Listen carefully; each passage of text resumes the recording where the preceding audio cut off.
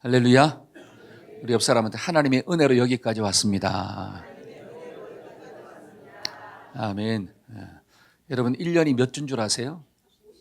52주예요. 근데 오늘이 몇 번째 주일이죠? 52번째 주일입니다. 벌써 마지막 주일이에요. 참 빠르죠? 세월이 막 화살처럼 날아가는 것 같아요. 조금 있으면 우리가 눈으로 누굴 봐요? 하나님 봅니다. 자, 옆 사람 그날이 다가와요. 자, 시작. 안 다가올 것 같죠? 다가와요. 근데 그날이 얼마나 축복의 날인지요. 우리가 대충 흐리게 봐도 너무 좋은데 마주보고 있으니까 얼마나 감사해요. 그러니까 예수 믿는 사람한테는 죽음도 축복이더라. 왜? 죽음이 끝이 아니라 그렇죠? 영원한 천국에 들어가는 통로가 되기 때문에 우리가 주님 앞에 섰을 때 칭찬받는 자가 되기를 축원합니다. 한번 따라합시다. 칭찬받는 자로 삽시다. 아멘. 그래서 우리가 이 마지막 주일을 좀 지키면서 그래 1년 동안 하나님이 나를 붙잡아 주셨구나. 하나님 너무 감사해요. 여러분 감사하는 마음이 있으면 하나님께 뭐를 좀 쳐드려야 돼? 박수를 쳐드려. 하나님 감사합니다. 하나님 감사합니다. 여러분 사람과 사람 사이도 감사하는 마음이 있으면 뭐를 해요? 박수를 쳐주는 거야. 우리 옆 사람 보면서 아이고 감사합니다. 감사합니다. 할렐루야. 여러분 감사가 충만하면 누가 좋아요? 내가 좋잖아요. 그러니까 감사가 충만하다는 것은 누가 좋으라고? 날 좋으라고 하신 하나님의 말씀이구나. 너 좋으라고 하는 게 아니라 날 줘. 내가 행복하라고. 하나님이 내 마음 가운데 감사하라고 이야기하는 거구나. 이게 깨달아지기를 축원합니다. 자, 우리가 2025년도를 시작하면서 하나님이 우리에게 주신, 우리 교회 가운데 주신 말씀이 뭐죠? 그렇죠. 마태복음 26장 46절. 오늘 본문의 말씀이 여기 딱 나오네요. 그렇죠? 일어나라 함께 가자. 보라 나를 파는 자가 가까이 왔느니라. 자, 이 말씀을 중심으로 표가 뭐예요? 일어나라 함께 가자. 여러분 올 한 해도 하나님과 함께 일어나서 사명의 땅으로 가셨습니까? 네. 여러분 한 해를 출발할 때 하나님이 주신 말씀이에요. 여러분 하나님이 말씀을 주셨다라고 하는 것은 25년도 한 해를 어떻게 살라는 거예요? 이 말씀을 붙잡고 살아보라는 거예요. 그래서 이 말씀을 붙잡고 살면 반드시 하나님이 너의 인생길을 인도하시고, 그러니까 하나님의 말씀은 내 발의 등이요 내 길에 빛이라는 게 그 말이에요. 여러분 이 말씀을 붙잡고 살면 우리는 항상 등대, 빛 가운데로 가는 역사가 나타나요. 그런데 이 말씀을 까먹고 살면 어떻게 된다는 거야? 어두움이더라 이렇게 나오는 거예요. 어두움이더라. 우리 1년을 돌아볼 때 여러분들은 빛 가운데 사셨습니까? 어두움 가운데 사셨습니까? 할렐루야. 그렇게 살아가기를 축원합니다. 여러분 말씀을 주심으로 우리의 인생 가운데 빛을 보여주셨잖아요. 그 길로 가라는 거예요. 네 생각의 길로 가지 말고, 네 욕심의 길로 가지 말고, 네 감정의 길로 가지 말고 하나님 주신 그 말씀의 길로 가라. 그리하면 장애물이 나타나도 어떻게 해요? 피해가는 역사가 나타나고 장애물이 나타나도 넘어가는 은혜가 주어지는구나. 여러분 우리가 한 해를 살아갈 때도 얼마나 많은 인생의 광풍이 있습니까? 우리 오늘 기도하는 권사님이 막 기도하다가 눈물이 나죠. 왜? 인생의 광풍이 있어요 없어요? 권사님만 있는 게 아니라 모든 사람들 다 어떻게 해요? 다 있잖아요. 여러분 광풍이 왜 광풍입니까? 여러분 우리가 인생을 살면서 나는 어떤 광풍을 만날 거야 예상하는 사람이 있어요 없어요? 없어요. 여러분 광풍으로 다가오는 이유가 뭐냐? 예상할 수 없기 때문에 큰 거예요. 여러분 권투할 때 왜 카운트 펀치에 KO를 당할까요? 예상치도 못했는데 한 방이 팍 날아왔다라고 하는 거야. 그거 맞고 어떻게 돼요? 욱 하고 쓰러지잖아요. 그러니까 예상할 수 없기 때문에 광풍이에요. 근데 어떤 사람은 또 예상해. 여러분 예상을 해도 맞으면 다운돼. 그래서 광풍이에요. 예상한다고 해서 피할 수 있는 게 아니라, 예상한다고 해서 내가 감당할 수 있는 게 아니라 예상을 하고 광풍을 맞이해도 힘들어서 죽는다라고 하는 거예요. 그래서 광풍이잖아요. 여러분 오늘 본문에도 예수님이 광풍을 만났대요. 근데 예수님이 만난 광풍은 예수님이 예상을 했을까요? 안 했을까요? 했다라고 하는 거예요. 여러분 예수님이 이 땅 가운데 오신 목적이 뭐냐면 죽기 위해서 왔어요. 그래서 육신을 가지고 이 땅 가운데 오셨고 예수님은 십자가에서 죽을 것을 아셨다라고 성경은 이야기합니다. 근데 그 모든 것들을 예상했음에도 불구하고 알고 있음에도 불구하고 너무 힘들었다라고 하는 거예요. 너무 힘들어가지고 내 마음이 죽게 되었도다. 그러니까 광풍이죠. 우리가 올 한 해 살면서 많은 광풍들이 있었잖아요. 그 광풍들을 잘 통과하신 줄로 믿습니다. 여러분 통과했기 때문에 이 자리에 앉아있지 못 통과했으면 전부 다 어디 갔을까요? 저기 밖에 갔겠죠. 지금 엉뚱한 데서 지금 살고 있겠죠. 뭐를 마시면서, 술을 마시면서, 부어라 마시라 하면서 인생을 한탄하고 살겠죠. 근데 우리는 그 모든 광풍들을 잘 뛰어넘었기 때문에 이 자리에 앉아있구나. 자기 자신한테 축복. 야, 참 잘했다. 자, 시작. 그렇죠? 일단 자기를 위로해야 돼. 참 잘했다. 그래, 이 말씀을 통해서, 이 말씀은 제가 작년도 송구영신 예배 때 전했던 말씀이에요. 근데 왜 또 전하느냐? 다시 한번 기억하라고. 우리가 1년을 다 지나왔잖아요. 한 해를 시작하기 전에 제가 말씀을 전했는데 그 말씀을 다시 한번 기억하고 또 올 한 해도 이렇게 살았구나. 또 다가오는 새해도 이렇게 살게 하여 주옵소서. 이런 마음을 좀 가지기를 축원합니다. 자, 그래서 광풍을 이길 수 있는 비결이 뭘까요? 첫째는 광풍을 만났을 때 앉아있지 말고 일어나야 된다는 거예요.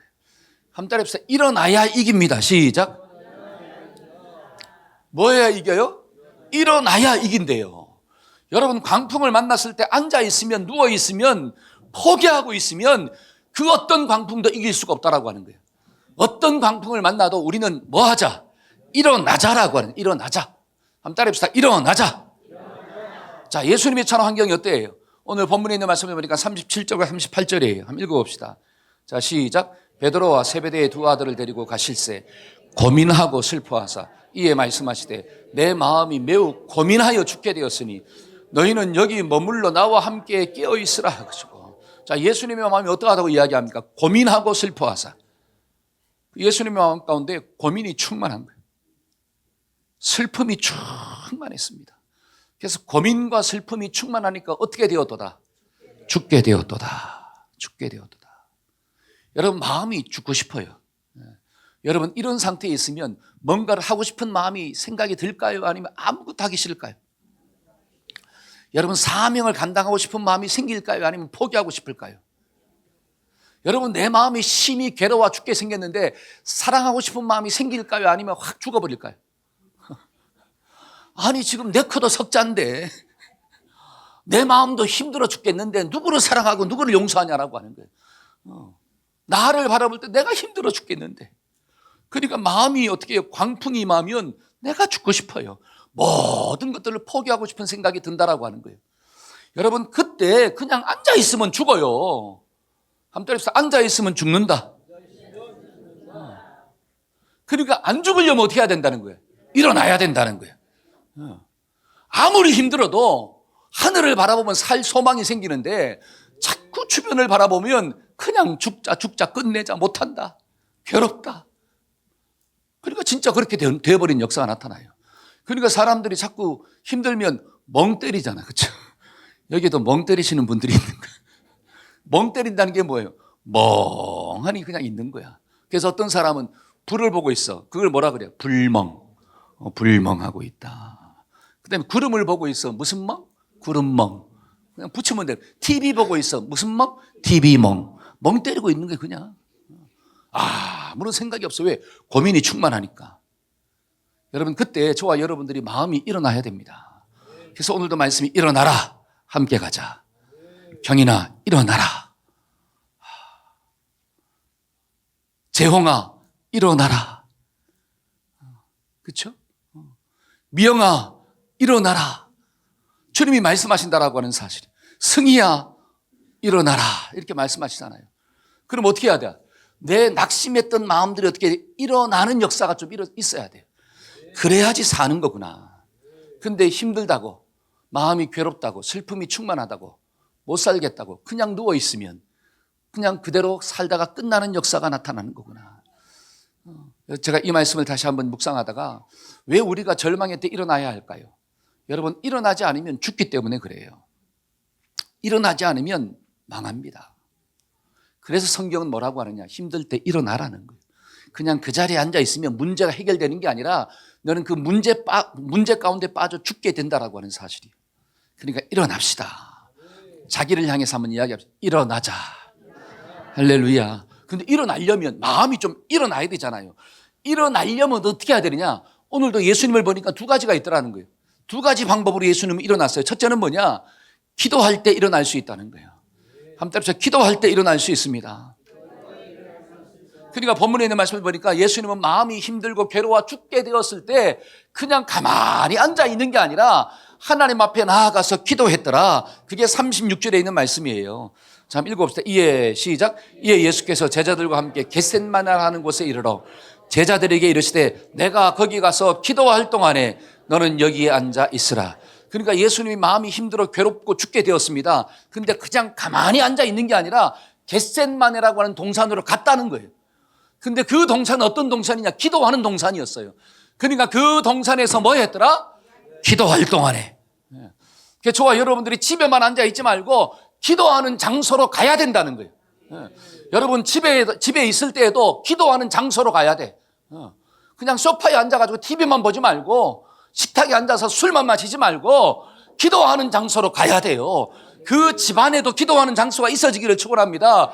일어나서 기도하는 장소로 들어가서 기도하세요.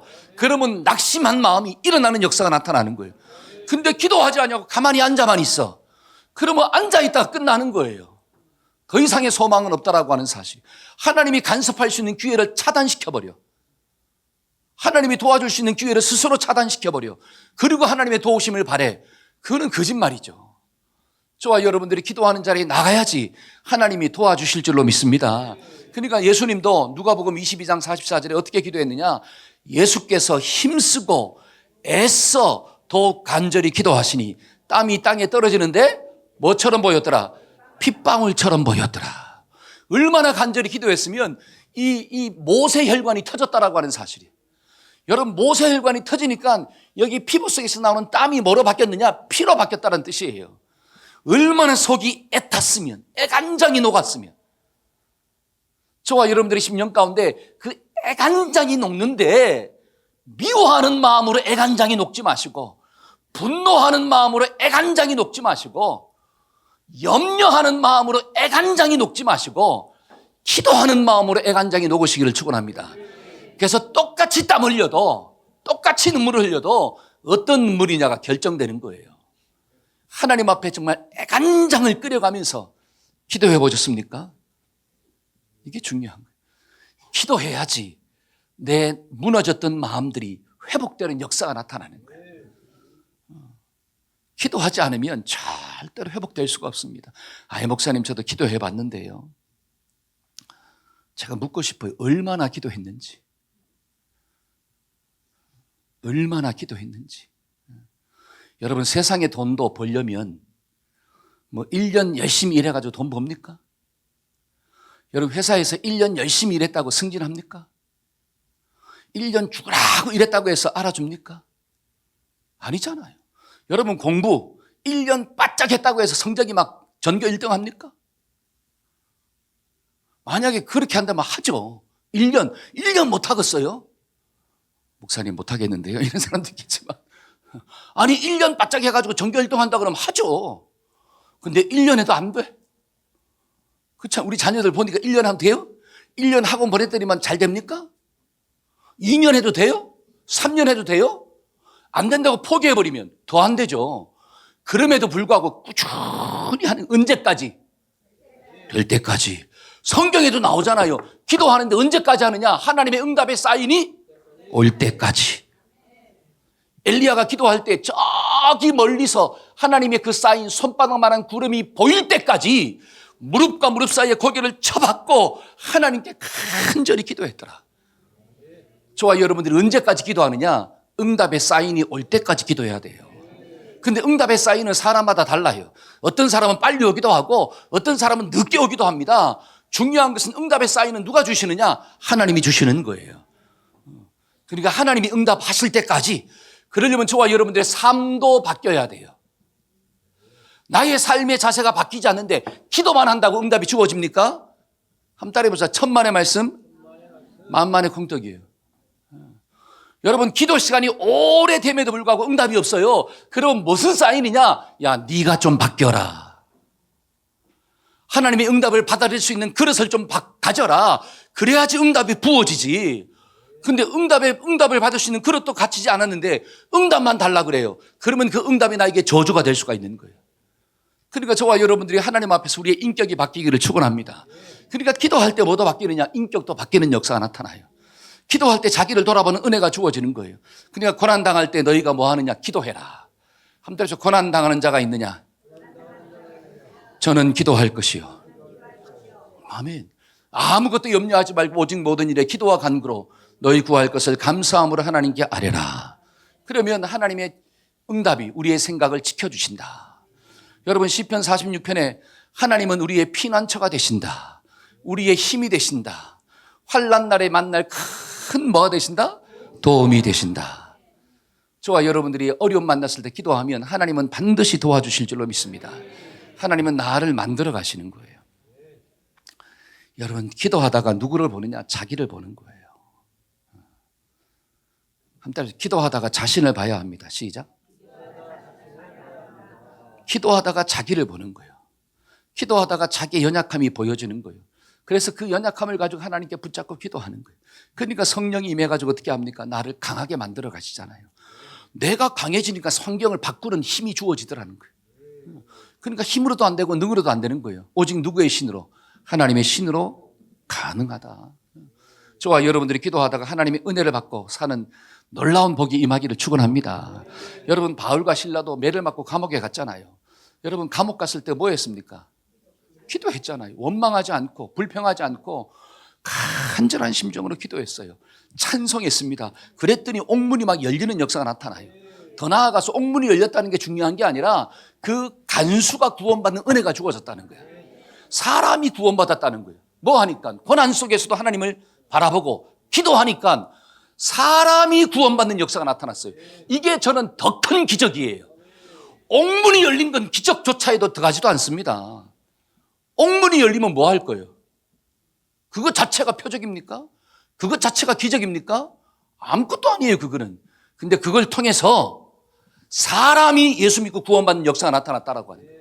이게 기적 중에 기적이죠. 저와 여러분들이 병 고침을 받았다. 물론 축복이죠. 근데 병 나아서 뭐 하려고요? 아니, 목사님 좀 더 오래 살면 좋죠. 오래 살아서 뭐 하려고요? 아니, 목사님 하나님의 복을 받아 대박 나면 좋죠. 돈 벌면 좋죠. 그러면 돈 벌어서 뭐 하려고요? 세계 일주 갔다 와서 뭐 하려고요? 전부 다 자기 욕심. 여러분 의미가 없다라고 하는 거예요.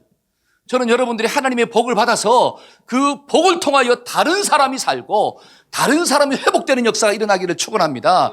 내가 은혜 받다는 증거가 뭡니까? 내가 하나님께 은혜 받았다는 증거가 뭐죠? 은혜 받은 사람은 반드시 다른 사람을 살리게 돼 있어요. 그게 성령의 역사예요. 근데 본인은 은혜 받았다고 난리를 치는데 상대방은 살지를 못해. 상대방은 날마다 죽어나가. 그게 정말로 은혜 받은 걸까요? 무슨 은혜를 받았습니까? 자기 도취에 빠진 거지. 그건 은혜가 아니에요. 정말 은혜 받으면 나를 통하여 생명이 사는 역사가 나타나는 거구나. 우리 교회는 그런 교회가 되기를 축원합니다. 여러분 우리 교회 부흥돼야 되죠. 300명의 용사들이 있어야 됩니다. 근데 단순히 사람의 수가 중요한 게 아니에요. 그 용사들이 모여서 세계 열방을 섬길 수 있는, 그들을 먹일 수 있는 하나님의 용사로 쓰임받을 수 있도록 하나님 도와주세요. 여러분 그런 목적을 가지고 기도하는 우리가 되기를 축원합니다. 그래서 우리가 기도할 때 하나님이 내 마음 가운데 힘을 주시는 거구나. 우리가 1년 동안도 기도함으로 승리했잖아요. 기도의 자리를 지키셨잖아요. 얼마나 감사한지를 몰라요. 다시 한번 자기한테 칭찬합시다. 정말로 잘했어. 시작. 할렐루야. 여러분 기도했기 때문에 넘어지는 자리에서 넘어지지 아니하고 일어선 줄로 믿습니다. 욕심 있는 자리에서 욕심대로 살지 아니하고 하나님의 뜻대로 산 줄로 믿습니다. 야, 그래서 기도했기 때문에 내가 이만큼 사는구나. 하나님 너무 감사합니다. 두 번째로 예수님이 어떻게 그 자리에서 일어났을까요? 하나님의 말씀을 영접할 때 일어났습니다.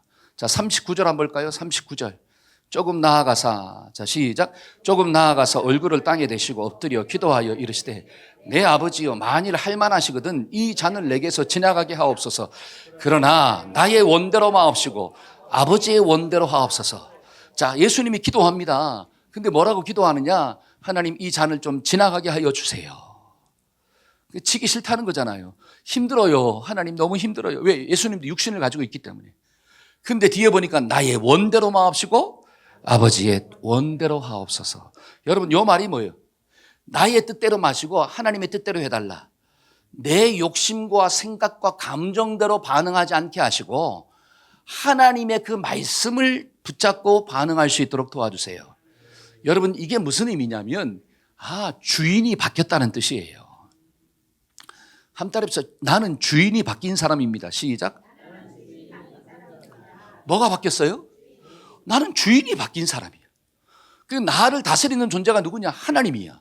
그러니까 내 속에 이런 욕구는 올라와요. 하나님이 십자가 지기가 너무 힘들어요. 감당할 수가 없어요. 하나님 내 마음이 이렇게 해서 너무 아파요. 이렇게 얘기는 할 수 있어요. 그 얘기 자체가 잘못됐다는 게 절대로 아닙니다. 예수님조차도 그렇게 얘기했으니까. 여러분 신성을 가지고 있는 예수님조차도 완전한 인성, 육신을 가지고 있기 때문에 육신의 고통이 힘든 거예요. 그래서 하나님 앞에 아프다고 이야기하는 거야. 힘들다고 이야기하는 거예요. 근데 중요한 것은 주인이 바뀌었잖아요. 통치자가 바뀌었다는 뜻이에요. 그러면 그 주님이 뭐라고 하느냐? 야, 그래도 너는 이걸 져야 돼. 라고 할 때 맞아요. 내가 힘들지만 내가 감당할 수 없지만 내가 억셉트가 안 되지만 하나님의 뜻이라면 내가 그 말씀을 영접할게요. 그러니까 하나님의 말씀이 영접되기까지 뭐 하신 거라? 기도하신 거예요. 그러니까 하나님의 말씀이 영접이 되니까 그 절망의 자리, 슬픔의 자리, 고통의 자리에서 일어났다라고 하는 거예요. 우리도 마찬가지예요. 우리도 하나님의 말씀이 억셉트가 돼야지. 그 말씀이 내 말씀으로 다가와야지 일어서는 역사가 나타나는 거예요. 근데 우리는 끝까지 뭐와 싸우는 거예요? 일어서지 말라고 하는 육신의 소리랑 싸우는 거예요. 그게 무슨 싸움이다? 영적인 싸움이에요. 그 영적인 싸움이 어디에서 이루어지느냐? 요 머릿속과 요 마음속에서 이루어지는 거예요. 여기서 막 치열하게 이루어집니다. 그렇죠? 하나님의 말씀을 영접해라. 그 말씀대로 살아라. 그렇죠? 그 말씀이 빛이다. 자꾸 말씀 주시고 아니야 그래도 힘들어. 어떻게 그렇게는 못해. 난 안 돼. 힘들어. 못해. 자꾸 여기서 막 지옥처럼 싸우는 거예요. 그러니까 예수님도 여기서 막 싸우잖아요. 여러분 예수님만 싸웠을까요? 바울도 싸웠습니다. 여러분 바울이 얼마나 힘들었으면 오라 나는 뭐하다. 권고한 자 차라리 확 죽었으면 좋겠다. 왜? 여기서 계속 지옥처럼 싸우니까. 그런데 어떻게 해요? 그러나 나는 하나님을 찬양한다. 왜? 결국 누가 승리했다는 거예요? 하나님이 승리했다는 거잖아요. 하나님이 승리를 이루어 주셨다는 거예요. 이게 믿어지기를 축원합니다. 그러니까 예수님도 말씀을 딱 붙잡았을 때 탁 일어나가지고 그래 내려가자. 저와 여러분들이 말씀을 들을 때마다 그 말씀 앞에 조정되어지기를 축원합니다. 그런데 말씀 앞에 조정되어지지 아니하면 절대로 구원의 역사를 체험할 수가 없어요. 부정적인 생각 가운데서 빠지지가 않습니다. 우리 학생청년부 찬양했죠. 그 찬양의 가사 첫 번째가 뭐예요? 우리의 시선을 어디에? 주께로. 시선이 주님을 향하면 주님의 생각이 들어와요. 근데 그 시선이 나를 향하면 내 감정의 소리가 들려지는 거예요. 내 욕심의 소리가 들려지는 거예요. 그럼 뭐를 따라가느냐? 결국 시선을 따라가는 거예요. 여러분 몸은 시선을 따라가게 되어 있습니다. 나의 시선이 주님을 바라보면 내 몸이 주님을 따라가는 거예요. 근데 나의 시선이 나를 바라보면 내 생각과 감정을 따라서 하는 거예요. 그 열매는 누가 책임져야 돼요? 그 열매는 누가 먹어야 돼요? 잘 아세요. 내가 먹는 거예요. 그 열매가 달면 인생의 행복을 맛보겠지만 그 열매가 쓰면 인생의 쓴맛을 보게 돼 있다라고 하는 거예요. 그럼 그건 누가 하는 거냐? 하나님이 하신 게 아니라 누가 한 거예요? 내가 선택한 거예요. 여러분 성경은 선택에 대한 책임을 분명히 지라고 합니다. 선택에 대한 책임은 누가 지는 거예요? 내가 지는 거예요. 그런데 하나님은 구원받을 수 있는 기회를 주셨다는 거예요. 그러니까 모든 사람들에게 하나님의 말씀이 선포되어지는 거예요. 모든 사람들이 구원받을 수 있도록 하나님의 말씀을 들려주시는 거예요. 그러니까 구약에도 하나님의 종들을 보내가지고 그 북쪽 이스라엘 사람들과 남쪽 이스라엘 사람들에게 하나님의 말씀을 선포한 거예요. 여러분 선포할 때 들을 수 있는 귀가 있어지기를 축원합니다. 요한계시록을 보세요. 요한계시록의 말씀도 귀 있는 자는 성령이 교회들에게 하시는 말씀을 뭐 할지어다? 들을지어다. 들을지어다. 하나님의 말씀을 듣는 자는 살아날 것이다. 근데 하나님의 말씀을 의도적으로 듣지 않는 자는, 의도적으로 닫아버리는 사람은 하나님의 무서운 심판을 초래하게 될 것이다. 이게 깨달아지기를 축원합니다. 여러분, 심판 가운데 빠졌을 때는, 그때는 늦어요. 그러니까 우리는 살아있을 때 예수 믿어야 돼요. 한번 따라합시다. 살아있을 때 예수 믿어야 합니다. 호흡이 붙어있을 때 예수님을 찾아야 돼요. 그럴 때 하나님의 구원의 역사가 임하는 거구나. 그러니까 말씀을 영접할 때 주님이 일어나서 야, 사명의 땅으로 가셨구나. 그래서 우리도 말씀을 들을 때마다 그 말씀이 믿어지기를 축원합니다.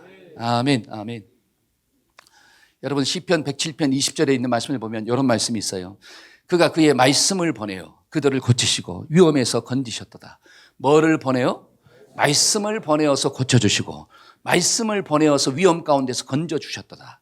혹시 위험 가운데 빠진 분들이 있습니까? 마음이 낙심 가운데 빠진 분들이 있습니까? 하나님이 오늘 이 시간에도 말씀을 주시는 거예요. 그러면 그 말씀을 붙잡으면 건짐을 받아요. 근데 여전히 말씀을 붙잡지 않고 내 고집과 감정대로 살면 건짐을 받을 수가 없는 거예요. 그래서 오늘도 말씀을 영접합시다.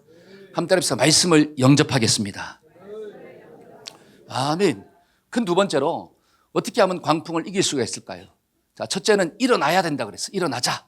그렇죠? 근데 일어나려면 두 가지가 있어야 되는데 기도해야 되고, 그렇죠? 두 번째는 뭐예요? 하나님 주신 말씀을 붙잡아야지 이 낙심되어졌던 무너졌던 마음들이 일어난다는, 여기 마음에서 일어나는 게 먼저입니다. 이 마음에서 안 일어나면 뭐든지 문제가 해결되지 않아요. 두 번째는 뭐냐? 함께 해야지 이겨요. 함께 해야 이길 수 있습니다. 시작.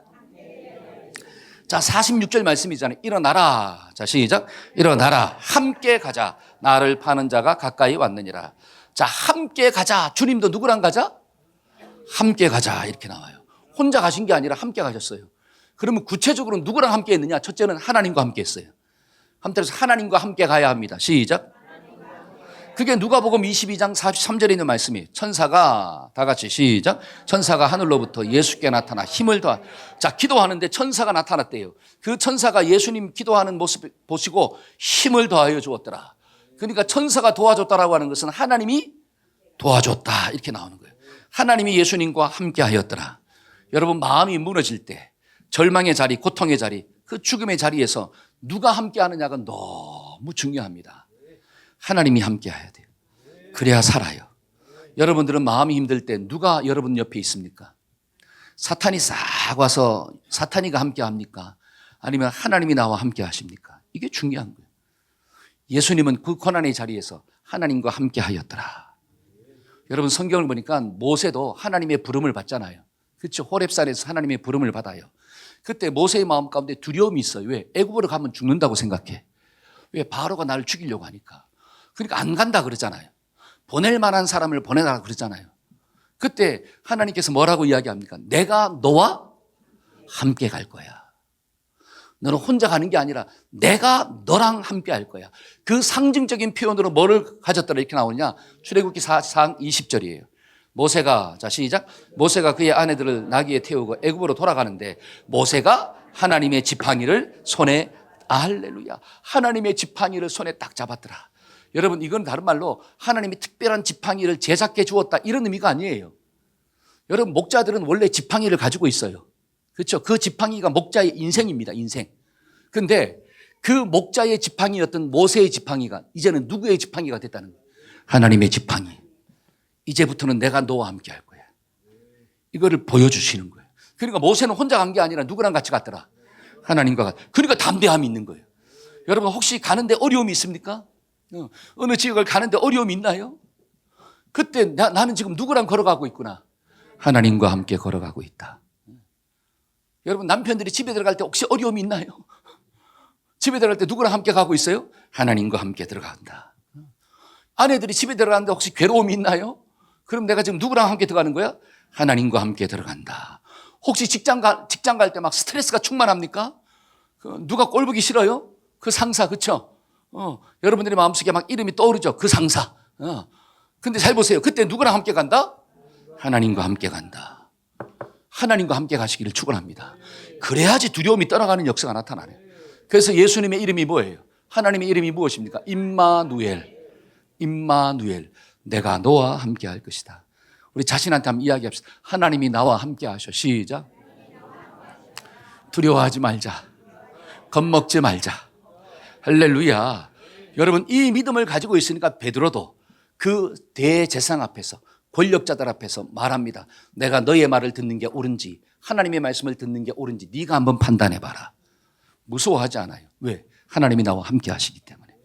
근데 왜 세상 사람들이, 잘 보세요, 왜 세상 사람들 앞에서 믿음의 사람들이 두려워하십니까? 세상 사람은 보이는데 하나님은 안 보여. 그러니까 어떻게 돼요? 믿음을 버리고 타협하는 역사가 나타나는 거예요. 하나님은 나와 함께 하신다. 그 다음에 또, 자, 예수님은 누구랑 함께 갔을까요? 첫째는 하나님과 함께 갔고, 두 번째는 제자들과 함께 내려갔대요. 한번 따라해주세요. 제자들과 함께 갔습니다. 시작. 자, 모세, 제가 예를 들었죠. 모세. 자, 모세가 애굽으로 갈 때 누구랑 함께 갔더라? 하나님과 함께 갔더라. 하나님의 지팡이를 손에 딱 잡았더라. 그러면 하나님과 함께만 갔을까요? 아니에요. 모세가 가는데 누가 옆에 딱 붙었느냐? 하나님이 아론을 딱 붙여주신 거예요. 그의 형 아론을 딱 붙여줘서 같이 간 거야. 왜? 아론은 말에 능한 자이기 때문에. 그러니까 혼자 간 게 아니라 자기 형 아론과 함께 갔구나. 그러니까 혼자 가면 무서운데 믿음의 동역자랑 함께 가니까 덜 무섭다라고 하는 사실이에요. 그러니까 전도할 때도 혼자 가지 말고 어떻게 해라? 짝을 지어 가라. 그래서 혼자 하다가 마음에 낙심이 생겨요. 저 사람이 막 험한 말을 해가지고 내 마음이 막 상처가 되고 막 낙심이 됩니다. 그때 옆에 있는 사람이 어떻게 돼요?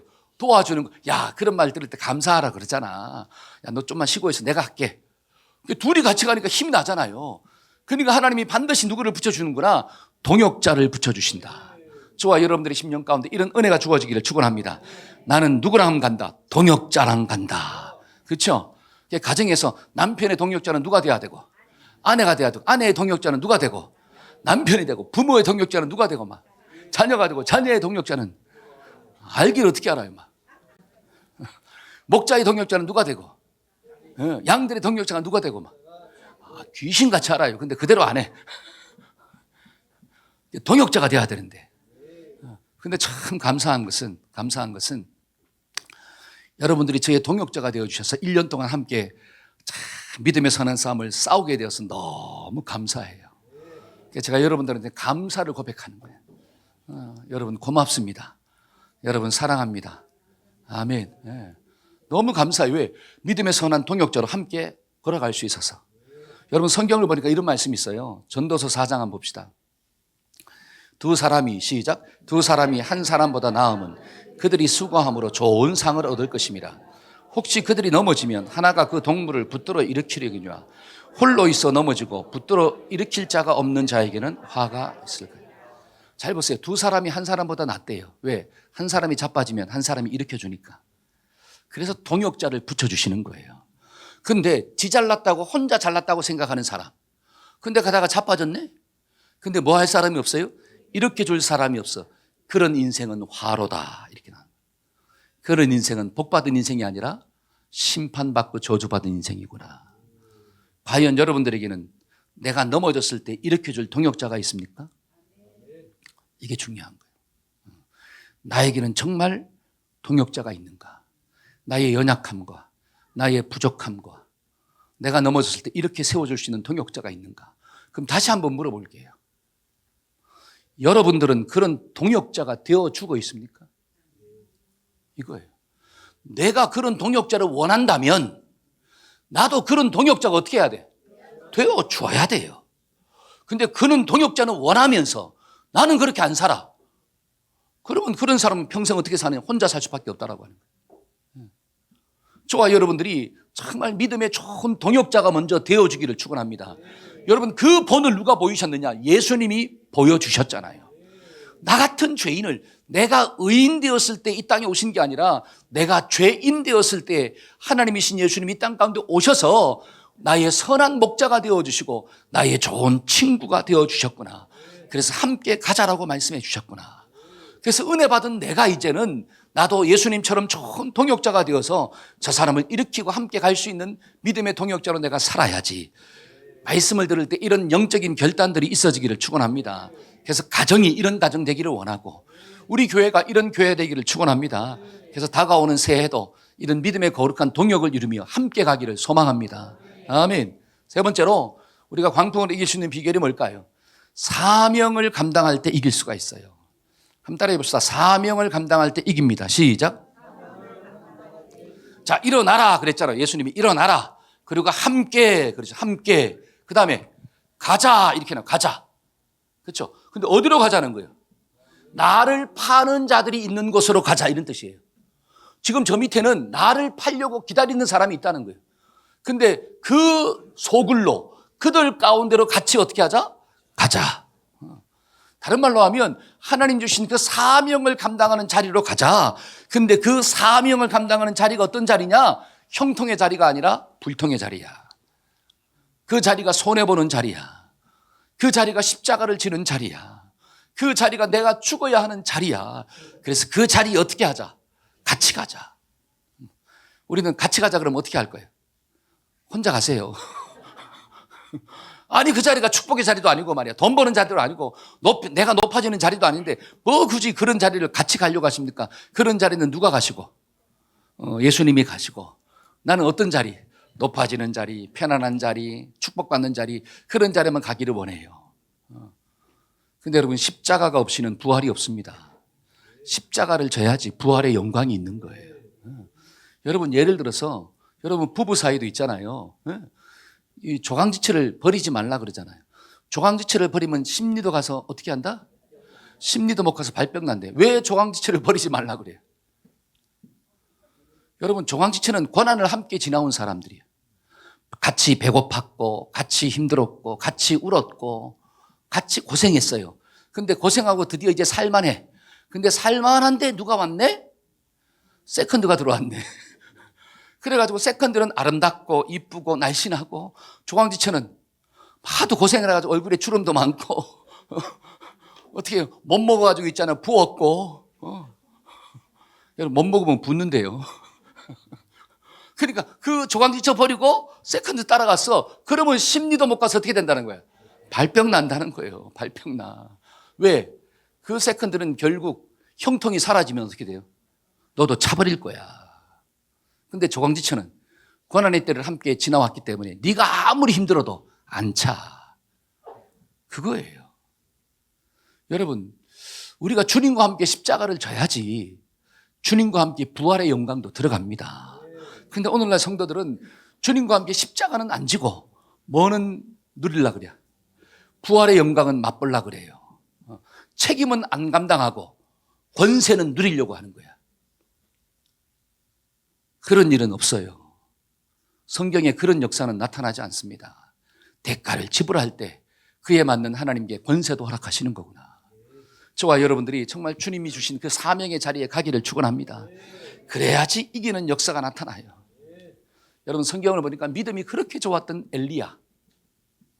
엘리야의 믿음이 얼마나 좋아요. 근데 그 엘리야가 하나님 앞에 뭐라고 기도합니까? 나 죽여달라 그랬잖아. 난 못 살겠다는 거예요. 힘들어 죽겠다는 거예요. 그럼 왜 그랬을까요? 아니 850대 1 그러니까 바알과 아세라 선지자 영적 싸움에서 이겼잖아요. 그 정도 하나님의 기적을 보여줬으면 이 이세벨이 좀 깨달아야 돼. 그렇잖아요. 그 정도 하나님의 능력이 나타났으면 사람이라면 깨달아야 돼. 한번 사람이라면 깨달아야 한다. 시작. 근데 그 하나님의 놀라운 역사를 봤음에도 불구하고 이세벨이 다음날 뭐라고 하느냐? 내가 저놈의 엘리야를 잡아 죽여야 되겠다. 그러니까 그 말을 들은 엘리야가 막 실족한 거예요. 왜? 어떻게 저런 여자가 있을 수 있지? 어떻게 저 여자는 안 바뀌지? 그러면서 마음에 실족이 들어오니까 어떻게 돼요? 싸우기 힘들어 이제는. 저 여자는 무서워서 내가 못 싸우겠어. 도망가잖아요. 도망가면서 뭐라고 합니까? 나 힘드니까 차라리 죽여주세요. 근데 하나님이 그 엘리야를 어떻게 도왔나를 쭉 보니까 하나님이 먹여주시고 만져주시고 먹여주시고 만져주시고 근데 그걸로 도운 게 아니에요. 하나님이 먹여주시고 만져줬다? 이게 본질이 아닙니다. 그 뒤를 이루기 위해서 먹여주시고 만져주시는 과정을 지나간 거죠. 근데 마지막에는 뭐라고 이야기합니까? 그 세미한 음성 가운데 들려주시는 하나님의 메시지가 있잖아요. 그 메시지가 뭐예요? 한번 읽어봅시다. 자, 열왕기상 19장 15절 16절 여호와께서, 자 시작, 여호와께서 너를 다시 돌이켜 광야로 가서 하사엘에게 기름을 부어 아람의 왕이 되게 하고 예후에게 기름을 부어 이스라엘의 왕이 되게 하며 엘리사에게 기름을 부어 내 대신 선지자가 되게 하라. 자, 하나님이 먹여주시고 입혀주시고 한 이유가 뭐냐면 그에게 사명을 맡기기 위해서. 왜? 그 실족한 마음을 일으킬 수 있는 비결이 뭐냐? 사명을 붙잡는 게 일어난 비결이에요. 근데 이 사탄의 공격이 뭐냐면 내가 힘드니까 뭐도 다 버리는 거야. 사명을 다 버리는 거예요. 여러분, 사명이 무엇입니까? 사람을 살리는 거잖아요. 여러분, 사명은 단 한 가지예요. 하나님의 나라 확장이에요. 생명을 귀하게 여기는 거예요. 내 이웃을 돌아보는 거예요. 내 이웃을 사랑하는 거예요. 그 이웃이 하나님의 품으로 갈 수 있도록 내가 디딤돌의 역할을, 통로 역할을 감당하는 게 사명이에요. 할렐루야. 그러니까 나를 통하여 이세벨도 구원받아야 된다라고 하는 거예요. 그게 하나님의 뜻이에요. 만약에 심판도 누가 하시느냐? 하나님이 하시는 거예요. 엘리야, 네가 하는 게 아니라 누가 한다?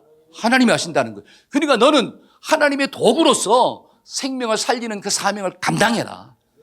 저와 여러분들 이런 가치관이 있어지기를 축원합니다. 그래서 하사엘에게 기름을 부어 아람의 왕이 되게 하라. 아람이 어떻게 해요? 북쪽 나라를 치는 거거든요. 하나님이 그렇게 심판한다는 거예요. 그런데 아합의 자손들이 살았네? 그러면 누굴 통해 또 심판한다? 예후를 왕으로 세워가지고 아합의 집안을 망하게 할 것이다. 근데 예후의 했던 심판을 통해 살아남았어. 그럼 또 누구를 통해 심판하느냐? 엘리사를 통해서 내가 그들을 심판할 것이다. 이거는 뭐예요? 반드시 이세벨은 망한다는 거예요. 지금은 저렇게 잘 나가는 것처럼 보이지만 실족할 필요가 없어. 반드시 망할 거야. 그 일을 누가 이루신다? 하나님이 이루셔. 근데 그 일을 이루기 위해서 너에게 주어진 구간을 달려라. 너에게 맡겨진 사명을 감당해라. 너는 그것만 하면 되는 거야. 저와 여러분들의 마음 가운데 이런 사명 의식이 있어지기를 축원합니다. 여러분, 가정 가운데 이런 의식이 있으면 그 가정이 생명을 살리는 가정 되지 죽이는 가정은 절대로 될 수가 없어요. 하나님이 우리 가정 가운데 사명이 있다라고 하는, 주신 사명, 그게 깨달아지기를 축원합니다. 우리 교회 가운데 주신 사명이 있다라고 하는 거예요. 이 사명을 깨달으면 교회는 분열될 수가 없어요. 교회는 싸울 수가 없어요. 근데 사명 의식이 없으니까 교회가 싸우고 난리를 치는 거예요. 목사랑 장로랑 권사랑 싸워가지고 어떻게 해요? 한 교회에서 막 아리위청으로 예배드리는 역사가 나타나는 거예요. 그러면서 누구의 이름을 부르고 있느냐? 예수의 이름, 하나님의 이름을 부르고 있어요. 여러분, 그 교회 가운데 하나님의 임재가 나타날까요? 절대로 안 나타납니다. 나타날 수가 없어요. 그런 예배는 거짓된 예배예요. 여러분, 하나님의 나라가 임하고 하나님의 역사가 임하면 하나님의 역사가 일어나는 거예요. 사명을 위해서 나를 조종하는 은혜가 주어지는 거예요. 여러분, 내가 좀 손해보는 거예요. 내가 좀 십자가를 지는 거예요. 그런데 그거는 내가 손해보는 게 아니래요. 하나님의 역사를 이루어가는 과정이래요. 내가 지금 하나님의 뜻을 이루어가는 ING래요. 그러니까 거기에 뭐가 있느냐? 상급이 있다라고 성경은 이야기해요. 여러분, 가정 속에도 이런 가치관이 있으면 저와 여러분들의 가정 가운데 때로는 손해본다 할지라도 내가 좀 어떻게 해요? 십자가 더 많이 진다 한다 해서 그것이 억울함으로 다가오지 않습니다. 절대로. 왜? 나는 하나님의 나라를 세워가는 지금 대가를 지불하는 중이니까. 하나님이 나를 인정해 주시니까. 이런 영적 가치관이 없으니까 내가 좀 더 손해보고 내가 좀 더 양보하고 내가 좀 더 하면 왜 나만 이런 이상한 이야기들만 충만해지는 거예요. 교회도 마찬가지고 나라도 마찬가지잖아요.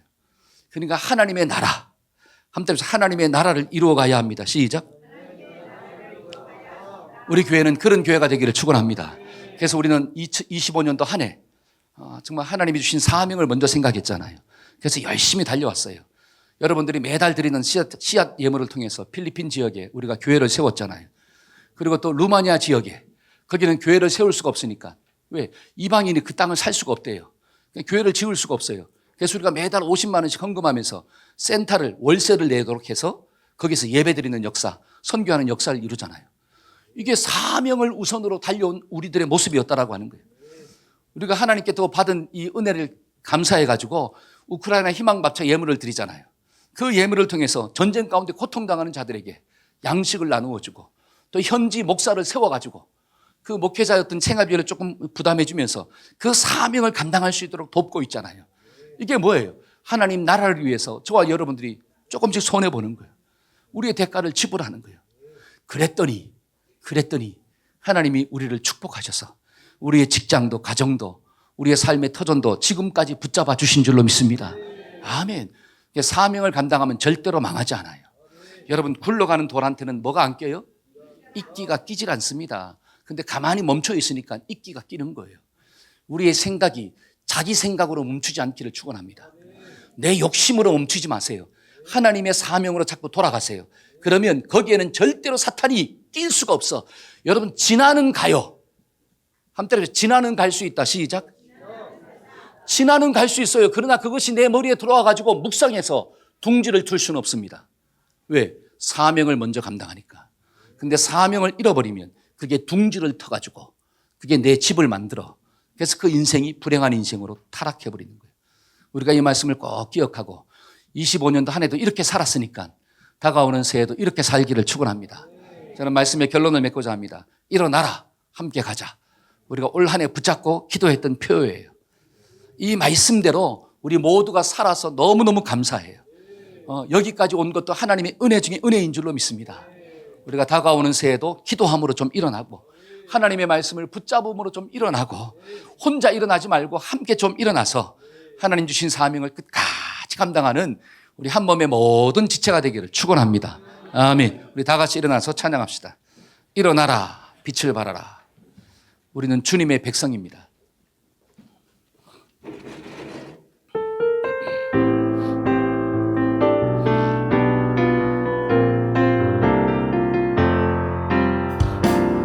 일어나라, 주의 백성, 빛을 발하라.